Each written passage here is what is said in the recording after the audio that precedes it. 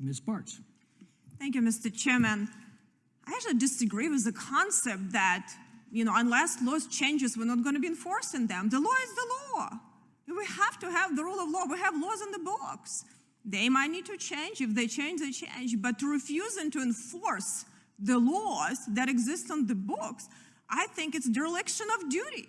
And I truly believe it puts in significant national security risk. And I've been at the border many times since I became Congresswoman, and I'm shocked. And I think it's not just national security risk. It's actually huge security risk for a lot of desperate people that come here and become pretty much puppets and control and slaves to cartels that make enormous amount of money. So this is very concerning. And as a legal immigrant to this country, I understand how hard it is in many other people to try to immigrate here, but we have the law and we have the rule of law. If we have to look at the laws, but no excuse not enforcing the law, because a lot of lives are going to be destroyed because of that. But Mr. Fabricatore, and I apologize if I say your name wrong, would you be surprised to know that 10 months into fiscal year 2023, ICE Denver has only removed 429 aliens with final orders of removal pursuant to INA Section 240, and has only removed 256 aliens whose final orders were reinstated. Do these low interior removal numbers surprise you? Yes, ma'am, those are low.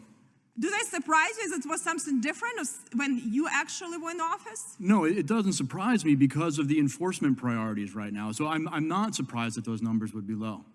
So do you believe, because when I observed when I was at the border, I was very surprised to see how the selective enforcement and laws, when you go in processing centers, there was during COVID pandemic, there are people on top of each other, and no one enforced any. Then you go to ICE facility, there have to be isolations, and everyone has to be there on a distance, which actually decrease capacity, and a lot of Border Patrol just have to pretty much let people go, sometimes with NTA, sometimes with that. Then in shelters, where they need to move along kids and stop even doing proper checking who they send in kids, because they also were overwhelmed there. So it's very strange to me, because it seems like that is the places where we should have really start looking what's going on and put danger of these people. Do you believe this law actually put real people, real lives in danger, including people at the border? Absolutely, it puts lives at danger. No, and I think, with Mr. Rosenberg, you see what the effects could do in the community. But I have quickly to ask, Mr. Batista, do you believe in the rule of law?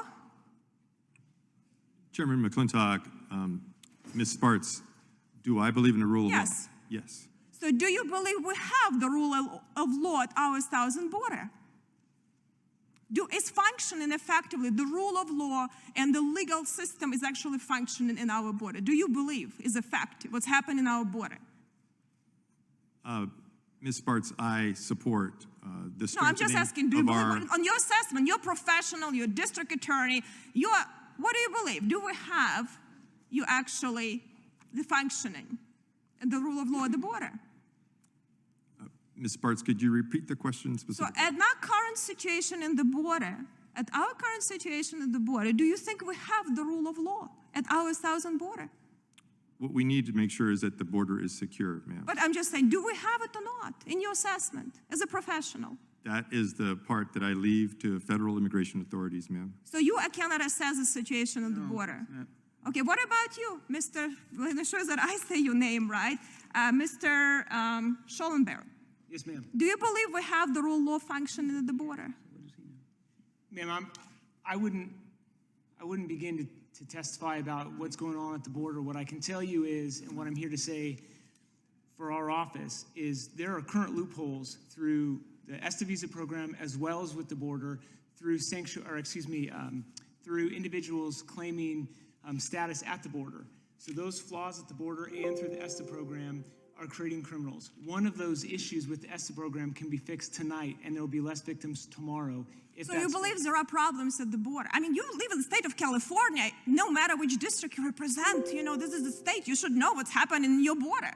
Yes, if your question is, do I think there are problems at the border? Yes. Yeah, but what about Mr. Batista? You believe you don't have problems at the border? Are you not familiar with what's happening in your border? I mean, California has a border. Ma'am, again, my responsibility is with the city of Santa Monica. So you don't go to the border at all. You don't even know what's happening. Our partners with federal immigration and protection of the border, I certainly support that. Yes, ma'am. Okay. Well, it's unfortunate because I think we need to find common ground, but I think we need to enforce the law because a lot of lives are going to be destroyed. Yield back. Ms. Jackson Lee.